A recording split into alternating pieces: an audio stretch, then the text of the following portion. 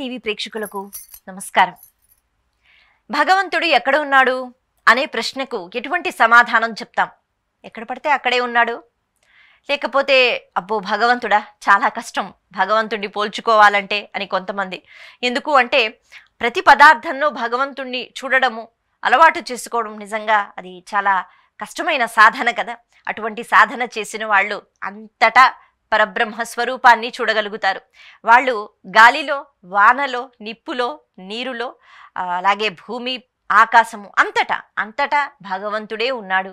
ఏది చూసినా ఇది భగవంతుని యొక్క సృష్టి అని అనుకుంటూ ఉంటారు. ఏ జీవిని చూసినా అక్కడ భగవంతుడు లోపల ఆత్మస్వరూపంగా ఉన్నాడు అని అనుకుంటూ ఉంటారు. కానీ కొంతమందికి మాత్రం ఆ విషయం అర్థం కాదు. అయితే భగవంతుడు అంతటా ఉండనే ఉంటాడు. కాకపోతే భగవంతుడు ప్రకృతిలో కూడా నిండి, పరిస్థితుల్లో కూడా నిండి ఎందుకు ఒక్కొక్కసారి మనకి కష్టాలు ఇస్తూ ఉంటాడు అంటే మనము చేసుకున్న కర్మలు ఏవైతే ఉంటాయో వాటికి ఫలితాలు అన్నవి మనమే కదా అనుభవించాలి. అందుకే అవి అనుభవింప చేసి అవి పూర్తయిపోయిన తర్వాత ఖచ్చితంగా మనకి అనుగ్రహాన్ని భగవంతుడు ఇస్తాడు. లేదు అటువంటి సమయంలో భగవంతుడా ఈ కష్టాన్ని నేను పడలేకపోతున్నాను, నిజమే ఎప్పుడో ఏదో పాపం చేసుకునే ఉంటాను, దానికి ఫలితమే ఇది, కానీ నా వల్ల కావట్లేదు అని ఒకసారి మనం భక్తితో, శ్రద్ధతో, నమ్మకంతో భగవంతుడి మీద కోపం లేకుండా, కోపం మన మీద మనకి ఉండాలి. ఎందుకు అంటే అప్పుడు అలా ప్రవర్తించాను ఎప్పుడు అన్నది మనకి గుర్తుండదుగా, కానీ ఆ లెక్కలన్నీ భగవంతుడి దగ్గర ఉంటాయి. కాబట్టి ఏ పరిస్థితి వచ్చినా దాన్ని ఎదుర్కోగలగాలి. ఆ కోపాన్ని అవతల వాళ్ళ మీద చూపించి, లేకపోతే మన జీవితం ఎందుకు ఇలా అయిపోయింది, ఈ జీవితం వృధా అని అనుకుంటూ, ఎవరో కారణం అని అనుకుంటూ, పరిస్థితులు కారణం అని అనుకుంటూ అలా ఎప్పుడు చిరాకుతో జీవితం వెళ్ళిపోతే ఎలాగా? అన్ని రోజులు మనవి కావు అని అంటూ ఉంటారు కదా.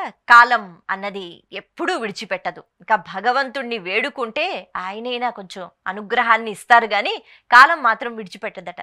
అందుకే ఈ కాలంలో చేసుకున్న కర్మలు చాలా జాగ్రత్తగా చేసుకుంటూ పోవాలి. కానీ వీటిపైన ఇప్పుడు మనకి నమ్మకం ఉండదు. కానీ ఎప్పుడైనా కష్టం అనుభవించినప్పుడు అంతే, ఎప్పుడో ఏదో చేసుకుని ఉంటాము, అందుకనే ఇప్పుడు బాధ అనుభవిస్తున్నాము అనే మాటలు మాత్రం మనం వింటూ ఉంటాం. సరే, అయితే ఇలా ఉన్నప్పుడు మరి భగవంతుడు ఏం చెయ్యడా అంటే భగవంతుడిది కూడా ఒక్కొక్కసారి ఒక ప్రణాళిక అన్నది ఉంటుంది. భగవంతుడు అన్నీ ఏది ఎలా చెయ్యాలి, ఎలా జరగాలి అన్నది ఆలోచిస్తూ ఉంటాడు.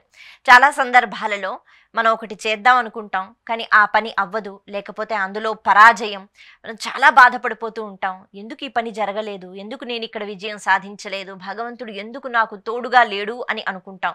కానీ ముందు ముందు ఇంకా నమ్మకంతో పర్వాలేదులే అని ఇంకా అడుగులు వేస్తూ ధైర్యంగా ముందుకు వెళితే బహుశా అంతకన్నా మంచి అద్భుతమైన అవకాశము, లేకపోతే ఇంకా ఉన్నత స్థానానికి తీసుకుని వెళ్ళడానికి ఇక్కడ అడ్డంకు అన్నది భగవంతుడు పెట్టాడేమో అన్న విషయం ముందుకు వెళితేనే కదా తెలుస్తుంది.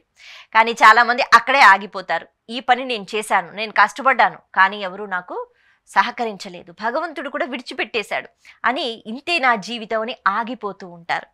అలా ఆగకుండా ఇది అవ్వలేదు అంటే ఖచ్చితంగా భగవంతుడికి ఏదో ఒక ప్రణాళిక ఉంటుంది. చెప్పి చెయ్యడుగా భగవంతుడు.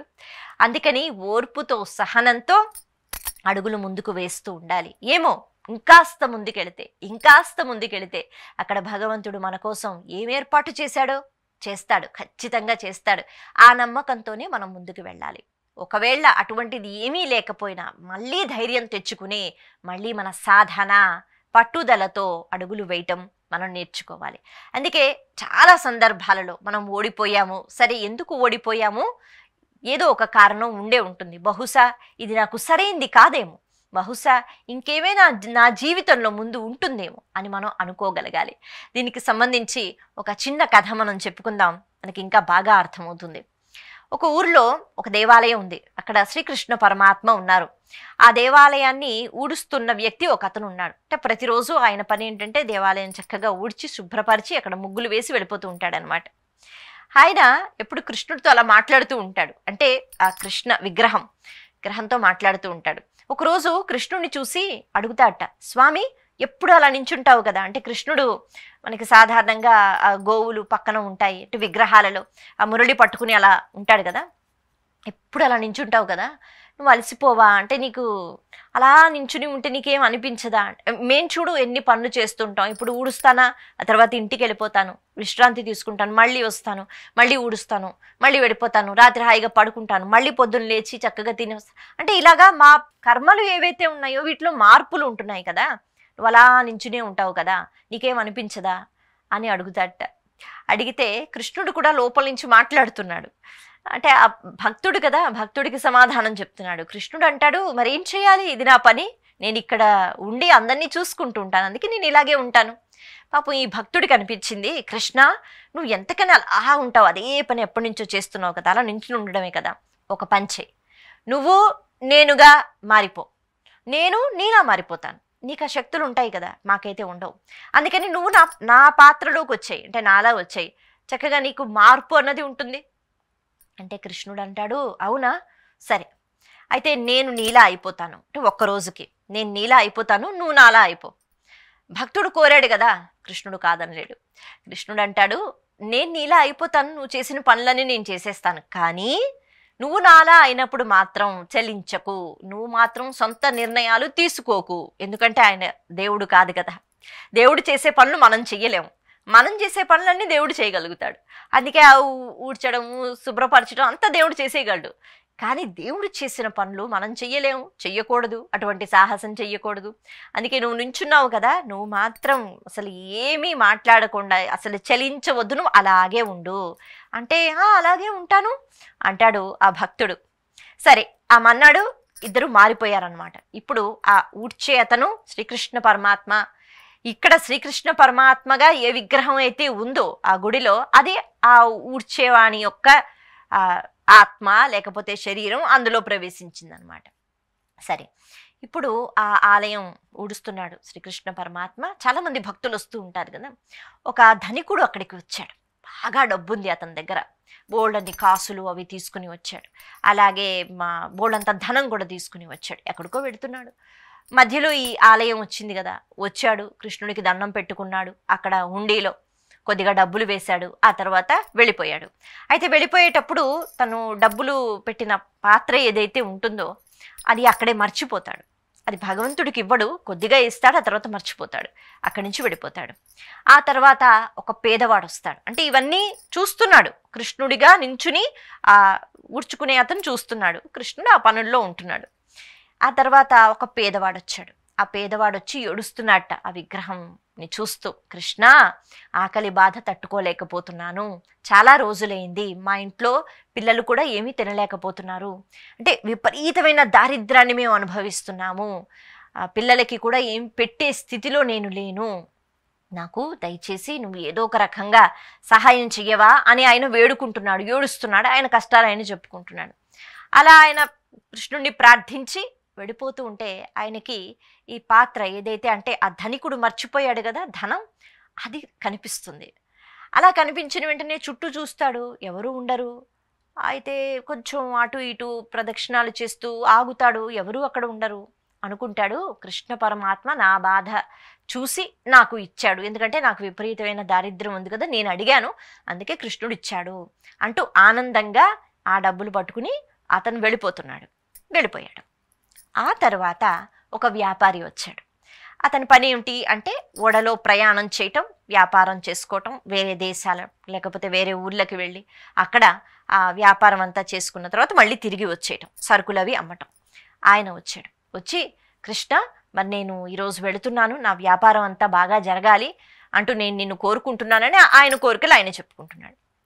ఈలోపు ధనికుడు తెలుసుకున్నాడు, అంటే కొద్దిగా బయలుదేరి ముందుకెళ్ళిన తర్వాత మనం ఏం మర్చిపోయాం గుర్తుకొస్తుంది కదా, అలా అయ్యో నా ధనాన్ని నేను అక్కడే మర్చిపోయినట్టున్నాను, ఎందుకంటే అక్కడి నుంచి ఇంకెక్కడికి వెళ్ళలేదుగా అని చెప్పి ఆయన గబగబా వచ్చి చూస్తారు, ఎక్కడ ఆలయంలో ఏది ఉండదు. ఉండకపోతే అక్కడ ఆ సమయంలో ఈ వ్యాపారి మాత్రమే ఉంటారు, ఇంకెవరు ఉండరు. అందుకే ఇతనికి అతని మీదే సందేహం, అనుమానం, అంతే కదా, ఎవరుంటే వాళ్ళని అనుమానిస్తూ ఉంటాం. అలా అక్కడ ఇంకెవరైనా వచ్చారా అడగడానికి, ఎవరు లేరు అక్కడ. అందుకని ఆయన వాదిస్తున్నాడు, ఇప్పుడు ఈయనంటారు నేనేం తీయలేదు, నాకు తెలియదు అని. సరే అని ఈయన ఏం చేస్తారంటే వెళ్ళి అధికారులను, అంటే పోలీసులను కూడా తీసుకుని వచ్చి అంతా ఇది చేసేసి గొడవ గొడవ చేసేసి నేను నా డబ్బు ఇక్కడ విడిచిపెట్టాను, ఈయనే తీసుకున్నాడు అనేటట్టుగా అక్కడ గొడవ జరుగుతూ ఉంటే, సరే అని వ్యాపారిని తీసుకుని వెళ్ళిపోదాం, వెళ్ళిపోయిన తర్వాత గట్టిగా లేకపోతే 4 దెబ్బలు కొడితే వ్యాపారియే సరైన సమాధానం చెప్తాడు అనేటట్టుగా వాళ్ళు, ఎందుకంటే ఈ ధనికుడికి ఆ ఊర్లో పెద్ద పేరుంది కదా, అందుకని వాళ్ళు అలా తీసుకుని వెళ్ళిపోదాం అనుకుంటున్నట్టు. ఆ సమయంలో కృష్ణుడిగా ఎవరున్నారు అక్కడ? ఈ ఉడ్చుకునే వ్యక్తి ఉన్నాడు కదా, అతను చూస్తూ చూస్తూ ఇంకా అంటే ఉండలేకపోయాడు. ఇంత జరుగుతోంది అంటే ఎవరు తీసుకున్నారో అతనికి తెలుసు కదా, ఎందుకంటే ఎదురుగా నించుని చూస్తున్నాడు. నేను భగవంతుడినే, ఇప్పుడు నేను భగవంతుడిగా న్యాయం చేయాలి, నేను ఎలాగైనా ఆపాలి అని చెప్పి ఆ విగ్రహంలోంచి మాట్లాడడం మొదలుపెట్టాడు. అంటే కృష్ణుడు చెప్తాడు కదా, నువ్వు మాత్రం చలించవద్దు, నీ సొంత నిర్ణయాలు నువ్వు తీసుకోవద్దని. కానీ కాదు నేను కదా భగవంతుడిని, జరిగిందంతా నేను చెప్పాలి కదా, నిజం దాచితే ఎలా అని చెప్పి ఇప్పుడు మాటలు వినిపిస్తున్నాయి. వాళ్ళు ఆశ్చర్యంగా చూస్తున్నారట. అప్పుడు ఆ కృష్ణ విగ్రహంలోంచి మాటలు వస్తున్నాయి. అంటాడు, అది కాదు పాపం ఈయన తీయలేదు, ఇంకొక అతను వచ్చాడు, పేదవాళ్ళ ఉన్నాడు, అతనే తీసుకుని వెళ్ళాడు, నేను చూశాను, అందుకనే అతను ఇటువైపు వెళ్ళాడు, కాబట్టి మీరు వెళితే గనక అతని దారిలో దొరుకుతాడు, ఇతనిది మాత్రం ఏ తప్పు లేదు, ఇతని మీరు విడిచిపెట్టాలి అని అన్న వెంటనే దేవుడే అలా చెప్తే ఏం చేస్తారు? అవునా స్వామి అని చెప్పి లెంపలేసుకుని అతన్ని అక్కడే విడిచిపెట్టేసి గబగబా వెళ్ళారట. ఆ మార్గంలో స్వామివారు చెప్పారు కదా అని. ఇప్పుడు పాపం ఆ పేదవాడు ఎక్కడో నడుచుకుంటూ వెళుతున్నారు, వీళ్ళు గబగబా వెళ్ళారు, మొత్తానికి పట్టారు. ఇంకేముంది, అతని చేతుల్లో ఆ ధనము అదంతా కనిపించింది కదా, ఇంకా అతన్ని పట్టుకుని బాధి తీసుకుని వెళ్ళిపోయారు, చెరసాలలో పడేశారు. అమ్మయ్య, నేను ఇవాళ అందరికీ న్యాయం చేశానని అనుకున్నట్ట ఈ అంటే కృష్ణుడిగా ఉంటున్న ఆ భక్తుడు. సరే, ఆ రోజు అయిపోయింది, ఒక్కరోజే కదా ఒప్పందం. ఆ తర్వాత రోజు కృష్ణుడు అలాగే కృష్ణుడిగా ఉన్న భక్తుడు ఇద్దరు ఇప్పుడు మాట్లాడుకుంటున్నారు. ఎవరి పాత్రలోకి వాళ్ళు వచ్చేసారు. కృష్ణ చెప్పు, నువ్వు ఎలా అనిపించింది నీకు అంటే, బాగానే అనిపించింది, నీలాగే అన్నీ ఊడ్చాను, శుభ్రం చేశాను, అన్నీ చేశాను అని కృష్ణుడు చెప్పాడు. కృష్ణుడు అంటాడు, నీకెలా అనిపించింది నువ్వు చెప్పు అన్న వెంటనే, కృష్ణ నిన్నైతే ఒక పెద్ద సమస్య వచ్చింది, నేను నీలాగే సమస్యను తీర్చేశాను, అంటే నేను ఊరుకోలేదు, నేను దేవుణ్ణి కదా, నేను మంచి చెయ్యాలి కదా, అందుకే నేను చేసేసాను అని చెప్తే, ఏం చేశావు, ఇంక అసలు ఏం నిర్ణయాలు తీసుకోవద్దని నేను చెప్పాను కదా, ఏం చేశావు అని అడుగుతారు కృష్ణ పరమాత్మ. తెలియక కాదు, తెలిసే చెప్పేస్తాట, ఇలా జరిగింది, అందుకని నేను ఎవరు ఏం చేశారని అన్నీ చెప్పేశాను. అప్పుడు కృష్ణుడు అంటాడు, అయ్యో అసలు నేను వేరే అనుకున్నాను కదా, నా ప్రణాళిక వేరు కదా, నేను అందుకనే అది కూడా నా లీలే, ఎందుకు అలా జరగాలి అన్నది నేను నిర్ణయం తీసుకున్నాను, నువ్వు ఎందుకు జోక్యం చేసుకున్నావు, నువ్వు ఎంత పెద్ద పని చేసావు తెలుసా అని కృష్ణ పరమాత్మ చెప్తున్నారు. ఏం చెప్తున్నారు అంటే, ఇప్పుడు ఆ ధనికుడు ముందుగా ఎవరైతే వచ్చాడో ఆయన జీవితంలో ఎప్పుడూ దానం చేసింది లేదు, అది కూడా ఆలయానికి వచ్చాడు, అతనికి ఏవో పనులు జరగాలి, కృష్ణ పరమాత్మ అనుగ్రహం కావాలి కాబట్టి హుండీలో కొద్దిగా వేశాడు, కానీ ఆయన పెద్దగా దాన ధర్మాలు ఎప్పుడు చెయ్యలేదు. అంటే అతని దగ్గర బోళ్ళంత ధనం ఉండి కూడా చెయ్యకపోతే తప్పే కదా. సరే, ఈ విషయం పక్కన పెడితే కొద్ది రోజుల్లోనే ఆయన చనిపోతాడు. అది ఆయనకి తెలియదుగా, ఎవరికి తెలియదు, కృష్ణుడికి తెలుసు. కొద్ది రోజుల్లో చనిపోతాడు. మరి చనిపోయిన తర్వాత ఆ జీవుడు పాపిగా మారిపోతాడు కదా. చనిపోయే ముందేనా మంచి కార్యం చేసి చనిపోతే ఉత్తమ లోకాలకు వెళతాడు, ఎందుకంటే నా దగ్గరకు వచ్చి దండం పెట్టుకున్నాడని నేనేం చేశానంటే అతని డబ్బు పోయేటట్టుగా నేను ఏర్పాటు చేశాను. ఆయన డబ్బు పోతే అది ఎవరు తీసుకుంటారు, అది కూడా కృష్ణ పరమాత్మకు తెలుసు. కాబట్టి ఇప్పుడు ఆ పేదవాడు పాపం చాలా బాధపడుతున్నాడు, ఆకలితో, తినడానికి కూడా ఏమీ లేదు, విపరీతమైన దారిద్ర్యంతో ఉన్నాడు, తన భక్తుడు చాలా ఇబ్బంది పడుతున్నాడు. అందుకే అలాంటి భక్తుడికి ఈ డబ్బు ఇచ్చేద్దామని అనుకున్నాడు కృష్ణ పరమాత్మ. ఇలా ఇవ్వడం ద్వారా అతనికి డబ్బులు వస్తాయి, ఇతనికి కూడా డబ్బు ఏం తగ్గిపోదు, కానీ దానం చేసిన ఫలితం వస్తుంది, కొద్ది రోజుల్లో చనిపోతాడు కాబట్టి కొంచెమైనా పుణ్యం పట్టుకుని వెళతాడు అన్నది కృష్ణ పరమాత్మ యొక్క ఆలోచన.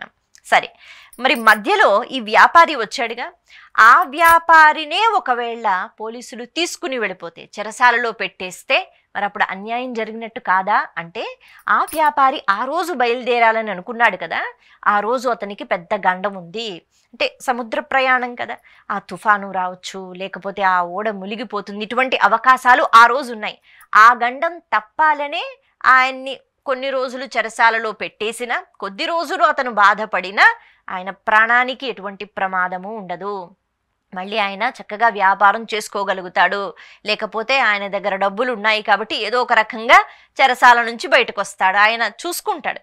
కానీ అతనికి ఏ గండమైతే ప్రాణహాని అయితే ఉందో దాన్ని తీసివేసేయాలని నేను అనుకున్నాను. ఎందుకంటే నన్ను నమ్ముకుంటూ కృష్ణ నా వ్యాపారం బాగా అవ్వాలి, నేను బయలుదేరుతున్నానని అడిగినప్పుడు నేను చూసుకోవాలి కదా. ఈ ఏర్పాట్లన్నీ నేను చేస్తే నువ్వు అన్ని తారుమారు చేసేసావు.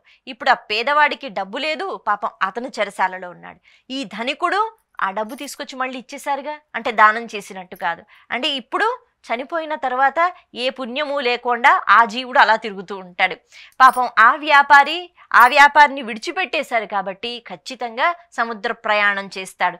అక్కడ ఆ గండంలో ఇరుక్కుపోతాడు. ఎప్పుడు బయటపడతాడో లేకపోతే చనిపోతాడో తెలియదు. ఇన్ని ప్రమాదాలు. ఇప్పుడు ఎవరు సుఖంగా ఉన్నారు?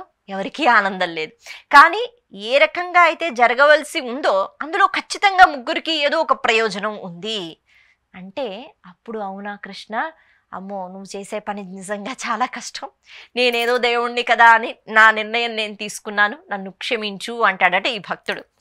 అయితే ఇలాంటి కథలు విన్నప్పుడు నిజమే, తాత్కాలికంగా కొన్ని బాధలు అనుభవించినప్పుడు ఆ బాధలలో ఎందుకు మన జీవితం మనకే ఎందుకు ఇలా జరుగుతోంది అని అనుకుంటూ ఉంటాం. కానీ ధైర్యంగా అడుగులు ముందుకు వేస్తే ఖచ్చితంగా ఒక మంచి ప్రణాళిక అనేది మన కోసం భగవంతుడు సృష్టించి ఉంటాడు. ఆ నమ్మకంతో ముందుకు వెళితే ఖచ్చితంగా మనకి మంచే జరుగుతుంది. కాకపోతే అది కొంచెం దూరంగా ఉంటుంది కదా. ఓర్పు సహనము అన్నది మనం దాన్ని వహిస్తూ ఉండాలి. నమస్తే.